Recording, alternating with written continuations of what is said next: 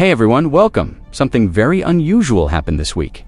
Donald Trump held a cabinet meeting, the kind of staged, highly controlled event where he sits at a long, polished table, surrounded by officials who nod along to everything he says. But this time, something shifted. In the middle of his rambling remarks about trade deals and vague economic wins, Fox News did something they almost never do.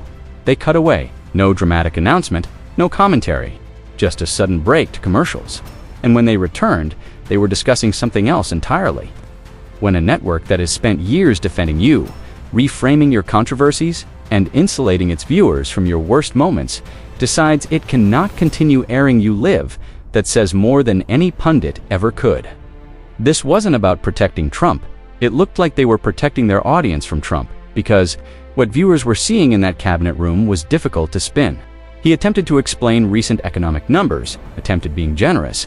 What came out instead were scattered figures, confused references to countries and companies, and sentences that trailed off mid-thought.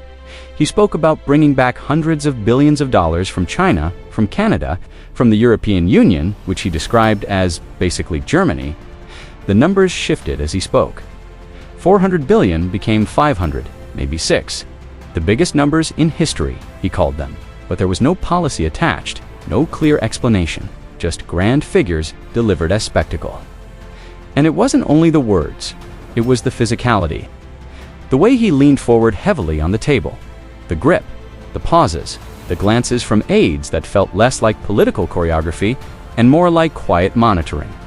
When the remarks ended, there were no spontaneous exchanges with reporters, no impromptu questions. He was ushered out quickly. Compare that to his first term, regardless of opinion, Trump was omnipresent. Long press gaggles, extended helicopter-side monologues, stream of consciousness speeches delivered without teleprompters, he projected stamina, even when the content was chaotic. Now appearances feel limited, carefully scripted, questions tightly controlled, deviations minimized. Around him, powerful figures appear increasingly self-directed. Stephen Miller has been reported to maintain heavy influence over messaging. Elon Musk publicly diverges from administration positions. J.D. Vance conducts interviews presenting himself as measured and forward-looking. Whether by design or necessity, the orbit around Trump seems more autonomous than ever. At the same time, another pattern has drawn attention, an intense focus on naming, branding, and monuments. Federal infrastructure funding debates reportedly intertwined with demands for public recognition. The symbolic weight of buildings and institutions has taken on outsized importance. The John F. Kennedy Center for the Performing Arts became part of that conversation. So did discussions around large architectural projects in Washington. The messaging around legacy, around remembrance, has grown louder. History offers parallels. Leaders who feel their grip loosening sometimes turn to stone and steel. Monument building accelerates when uncertainty grows. It happened under Saddam Hussein. It happened under Joseph Stalin. Grand structures become attempts at permanence when political ground feels unstable. But legacy cannot be constructed by decree. It forms through consequence. Meanwhile, debates over historical memory have intensified. Diversity, equity, and inclusion initiatives have faced rollbacks. Curriculum standards have shifted in certain states. Discussions around slavery, Jim Crow laws, and civil rights history have become politically charged battlegrounds. At one point, controversy emerged over references to the Enola Gay in federal materials, an episode critics described as emblematic of overcorrection driven by keyword politics rather than historical context. The struggle over what gets remembered and what gets removed is not new. Control of narrative has always been central to power. Authoritarian systems rely on selective memory. Democracies rely on shared accountability. There was a revealing cultural moment in a podcast conversation between Andrew Schultz and Charlemagne Thagard. Shock and aggressive enforcement tactics was met with a blunt observation. Some communities have experienced such tactics for generations. American policing traces complex roots, including slave patrols in the South. Immigration enforcement debates echo earlier federal power struggles. Protest crackdowns recall previous eras of civil unrest. None of this began in the 21st century. Figures like Frederick Douglass, Harriet Tubman, Ida B. Wells, and Fannie Lou Hamer documented, resisted, and organized against injustice long before modern partisan divides.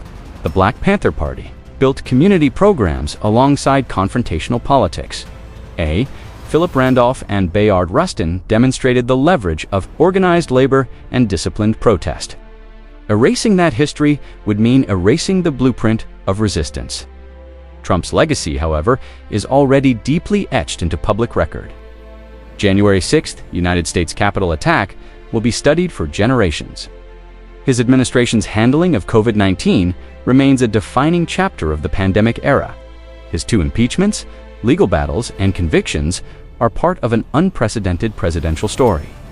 Future historians will debate not only his actions, but the societal forces that enabled them. Monuments may rise, names may be affixed to buildings, but names can also be removed. Structures can be repurposed. Public memory evolves. The more enduring monument to this era may not be architectural at all. It may be civic. The women who marched the day after his inauguration, the election workers who certified results under pressure, the journalists who continued reporting despite attacks on the press, the lawyers who challenged executive orders in court, the communities that built mutual aid networks during shutdowns, the activists pushing climate policy, the families fighting immigration rulings, the young voters mobilizing for the first time. That record exists independent of marble or metal, which brings the conversation back to infrastructure and political negotiation. When federal funding becomes entangled with symbolic demands, elected officials face a test: prioritize governance or personal legacy. For leaders like Chuck Schumer and others in Congress, the decision is less about names on buildings and more about institutional precedent. Concede to personal branding tied to federal projects, or draw a line that separates governance from vanity. For citizens, the test is different. It is about memory. Authoritarian impulses thrive when people are exhausted, distracted, or disconnected from history. Democratic resilience depends on documentation, participation, and informed engagement. Write things down, study the past, question power consistently, regardless of party. Recognize patterns early, because eras end, administrations change, names fade. But the civic habits people build during turbulent times often outlast the turbulence itself. If you care about how this period will be remembered, the most powerful monument you can help construct is an accurate record. One, grounded not in personality cults or partisan myth-making, but in facts, accountability, and participation. History is not secured by stone arches or renamed airports. It is secured by people who refuse to forget.